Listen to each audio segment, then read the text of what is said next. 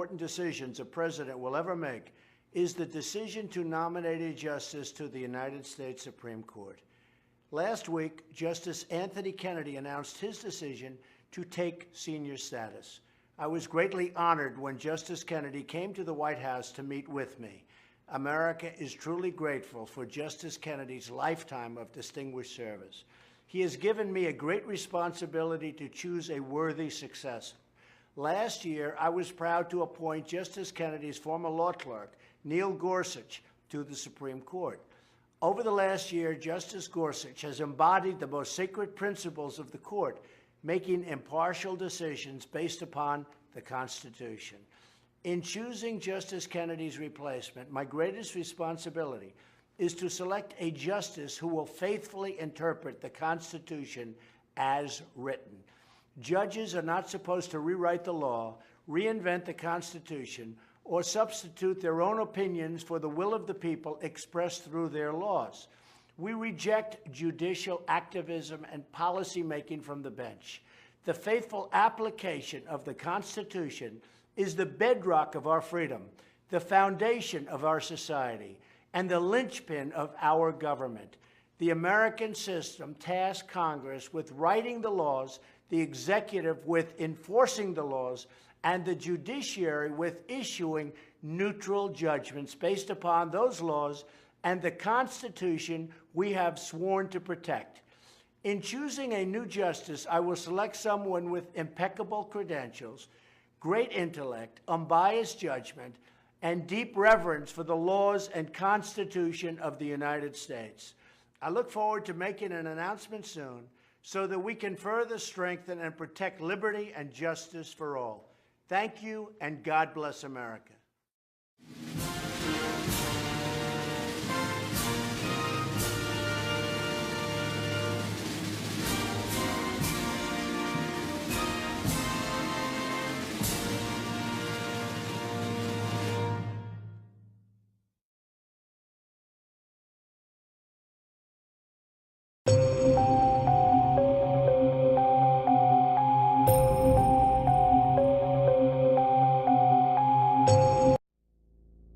That 11 diaries written through the course of 11 years finally led to the death of these 11 people. This is a bizarre case. This is something which has never happened in the country, but now all of it coming together like pieces of a jigsaw puzzle.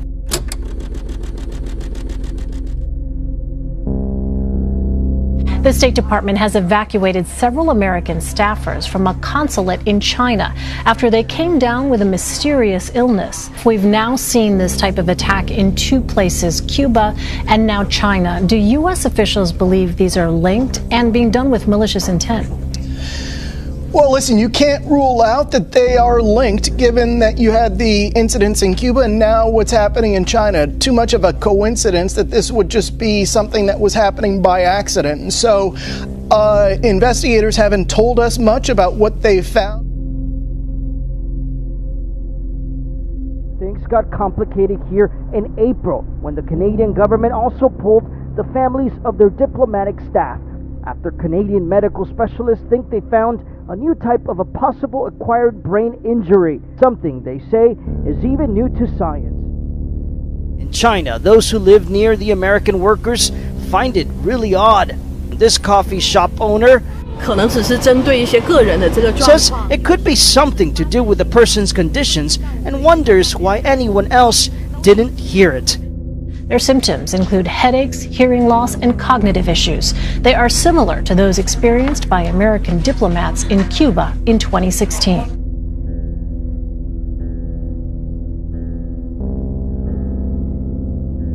Things got complicated in April when the Canadian government also pulled the families of their diplomatic staff after Canadian medical specialists think they found a new type of brain injury, something they say is even new to science. The Cuban government has always claimed they're not responsible with these mysterious sonic attacks, but obviously this is something that is serious. It is affecting U.S. personnel overseas.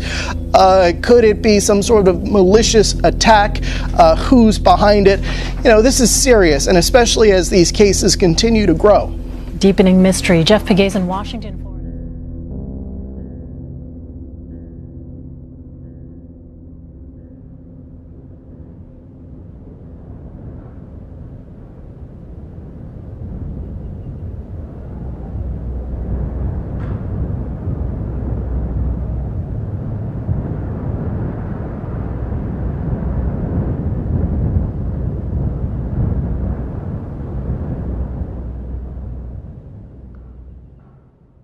Crews had shown up to that same facility earlier today for a chlorine leak, but it is unclear what sickened the workers tonight.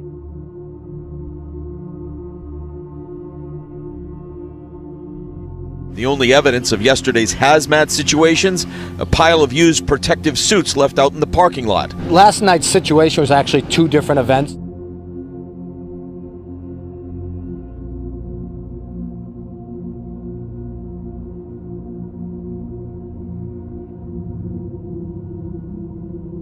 The first incident occurring just after 3 p.m. Sunday.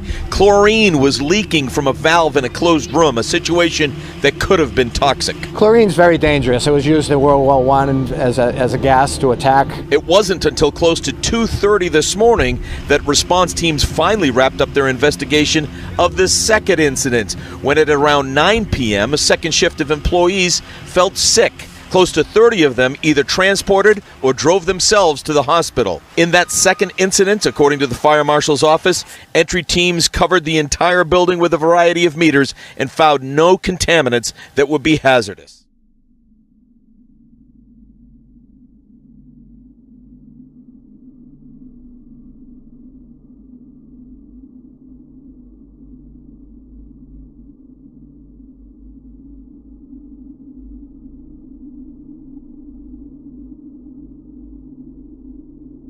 There seemed to be a panic in the building, and they all made an exit through this side of the building, and they all exited it rapidly, which caused a mass hysteria, in my belief, that a lot of people got very upset and very excited. Now, this company makes parts for e-cigarettes, and as far as all those folks that went to the hospital, we're told everybody was treated and released. There was one person who suffered a stroke here, make that a seizure, a woman. We don't know whether it was connected to yesterday's events. We're live in Salem this noon. Doug Meehan, WCVB.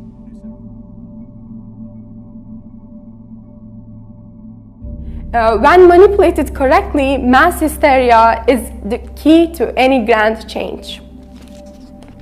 So what is hysteria? The American Heritage Statement's Medical Dictionary defines hysteria as spontaneous, en masse development of identical emotional symptoms among a group of individuals.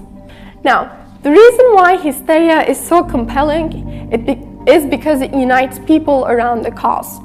People search for meaning, for a reason to exist. I'm sure all of you are going through the same things, even if so many time has passed. And hysteria gives people that reason. The mysterious death of 11 persons from one family. Now the focus of the investigation is on notes found in the house. In a shocking incident, 11 members of family were found dead under mysterious circumstances in their home in Indian capital of New Delhi.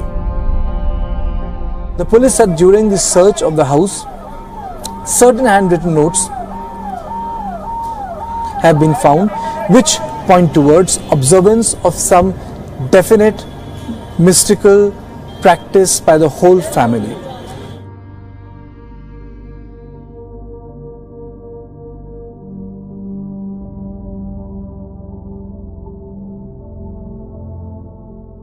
These visuals put it simply once and for all how everything that was mentioned in the diary played out, and now there is concrete evidence that it was corroborated by everything seen in the CCTV footage.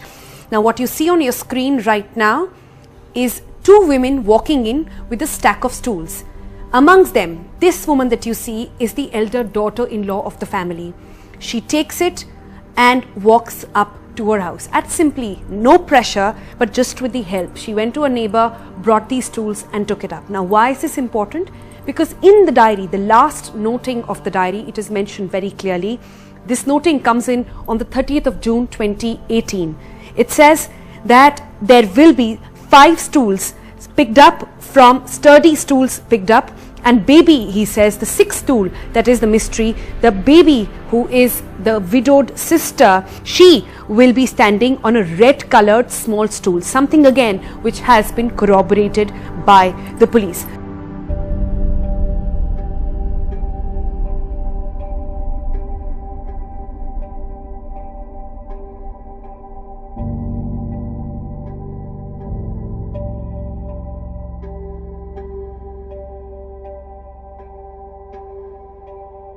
The other thing that was mentioned in the diary was the timing.